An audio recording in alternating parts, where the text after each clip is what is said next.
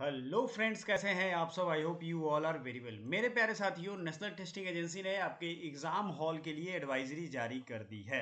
13 मार्च से ही exam start हो चुका है और सभी बच्चे होली के धुन में हैं। जाहिर सी बात है, कुछ बच्चों का एग्ज़ाम भी हो रहा है, लेकिन कुछ ज़रूरी बातें जो आप सभी को समझानी है और कुछ अनाउंसमेंट भी है। HUQP 21 और COQP 11 जो भी बच्चा इन दोनों की एग्ज़ाम दे रहा है, उनके लिए हम mega rapid revision session start करने वाले हैं। वो रैपिड रिवीजन सेशन क्या होगा समझ लीजिए। उसमें हम एक एक यूनिट को कवर करेंगे एक ही दिन में। एक एक यूनिट कैसे कवर होता है मैं आपको समझाता हूँ।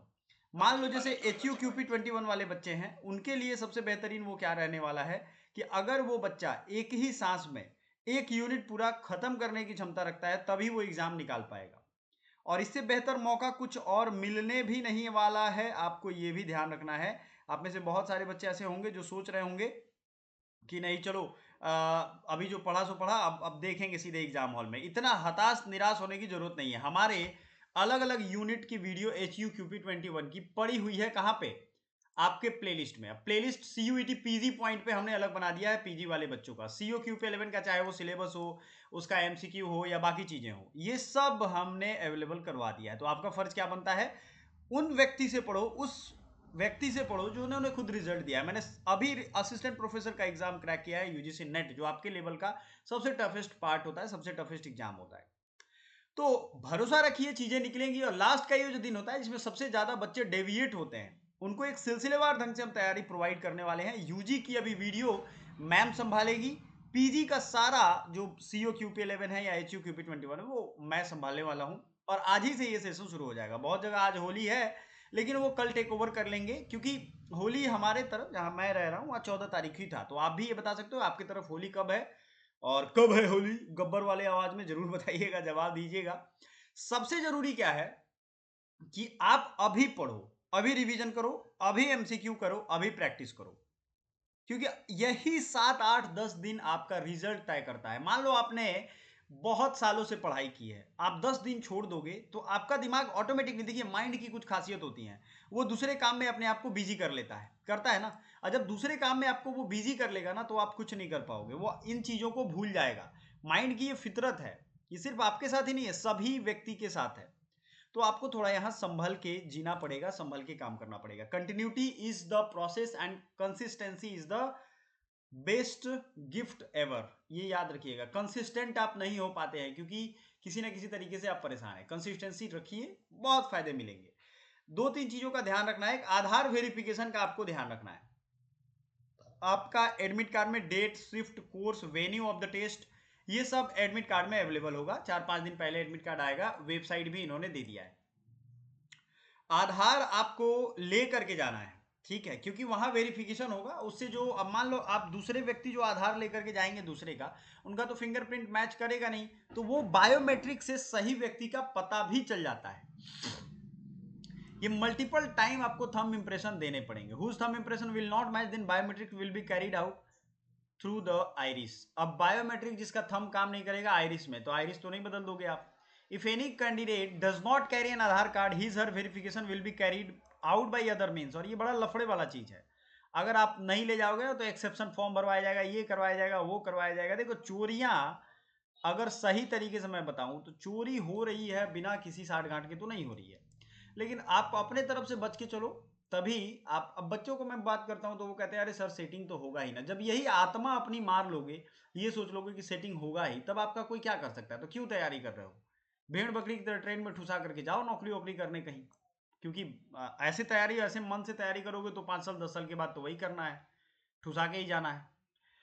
आप अपना reporting time, gate closing time, date of examination, shift and timing, ये सब चेक कर लोगे एडमिट कार्ड पे। ये याद रखना। ये वीडियो फुल स्क्रीन में इसलिए बता रहा हूं ताकि आपको दिक्कत ना हो। शेड्यूल डेट शीट देख लेना किस दिन क्या है। एनेक्सर 3 इसमें भी होगा। एग्जाम सेंटर पे आप एडवांस में पहुंच जाइए, फैमिलियराइज हो जाइए। बहुत सारे एग्जाम सेंटर सेम नेम के होते हैं, तो आपको वो नेम वाली चीजों से भी बचना है। On the day of examination please reach the venue of the test at reporting time mention in the admit card. If you report beyond the gate of closing time, तो आपको नहीं घुसने दिया जाएगा किसी भी हाल में।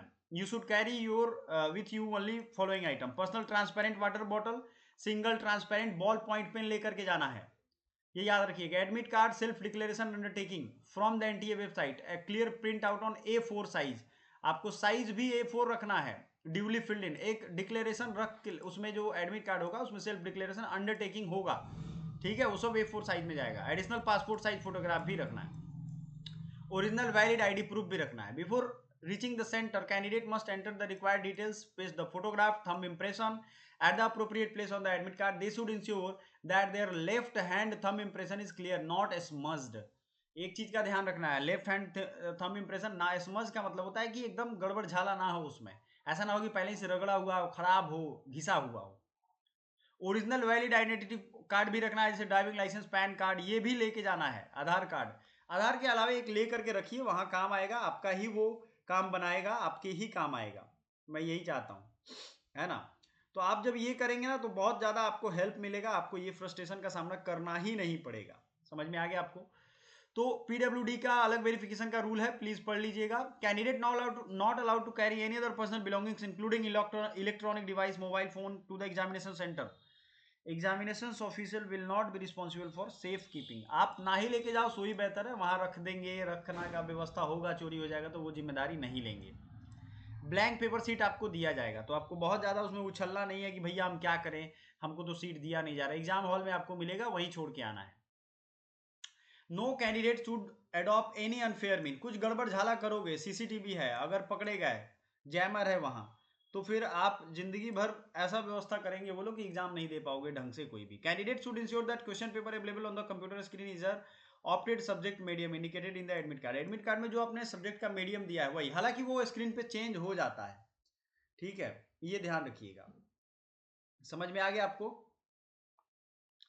यही चीज है। The same may be brought to the notice to the invigilator. अगर कुछ इसमें है, मान लो कि मीडियम ऑफ क्वेश्चन पेपर आपने जो चुना वो नहीं है, तो आप बदल सकते हो, इन्विजिलेटर को भी बता सकते हो, हालांकि वहां ऑप्शन इंग्लिश हिंदी का रहता है।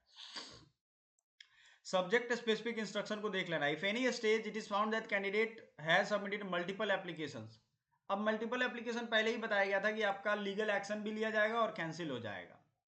While answering the question in the question paper, make sure to select the most appropriate, most suitable, closest option। हो सकता है दो ऑप्शन एक जैसा दिखे, ये हो सकता है। समझ में आ रहा ना, इसको थोड़ा ध्यान से 10 सेकेंड दे करके पढ़िए।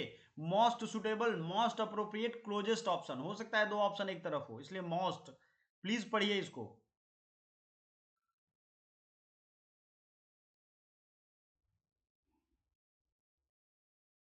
आई होप आपने पढ़ लिया होगा। बच्चों, समझदारी इसी में है कि समझदारी दिखाओ, सिर्फ समझदारी सुनने से नहीं होता है। एडमिट कार्ड पे आपको मल्टीपल सब्जेक्ट्स हो सकते हैं, तो टेंशन नहीं लेना है।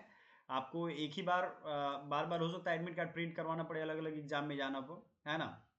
सेपरेट एडमिट कार्ड अलग अलग एग्जाम के लिए ले जाइए। Candidates are advise to keep a copy of their admit card future reference के लिए। कॉपी रखिएगा, दो दो कॉपी निकलवा करके रखिएगा, है ना, फोटो कॉपी वाले दुकान पे। आपको सीधा है general instruction, test time allotted जो है वो जो होगा उसमें ही करना है। काउंट डाउन आपका चलता रहता है, इसमें जब तक 0 तक पहुंचेगा तब जा करके आपका एग्जाम बंद होगा। ये सब अलग अलग कलर कोडिंग है। आपने क्वेश्चन विजिट नहीं किया, व्हाइट, नॉट आंसर्ड येलो, मतलब ऑरेंज टाइप है, आंसर्ड ग्रीन हो जाएगा। और मार्क फॉर रिव्यू और मार्क फॉर रिव्यू जो नहीं होगा उसका, सबका अलग अलग गणित है यहाँ, ये आप जाओगे तो वहां भी मिल जाएगा आंसरिंग क्वेश्चन। तो शाम में हम एक लाइव सेशन लेने वाले हैं। आप सबके लिए देखो, answering the question, procedure for answering MCQ question, ये सब आप लोग जानते हो। क्लियर रिस्पॉन्स दबाना है, सेव एंड नेक्स्ट करना है। मार्क फॉर रिव्यू कर दोगे तो फिर वो आपको बाद में दिखाएगा कि भाई ये आपने मार्क फॉर रिव्यू किया है। हालांकि मार्क फॉर रिव्यू में अगर आपने सेलेक्ट कर दिया तो वो क्वेश्चन ले लेता है आंसर के रूप में, ठीक है।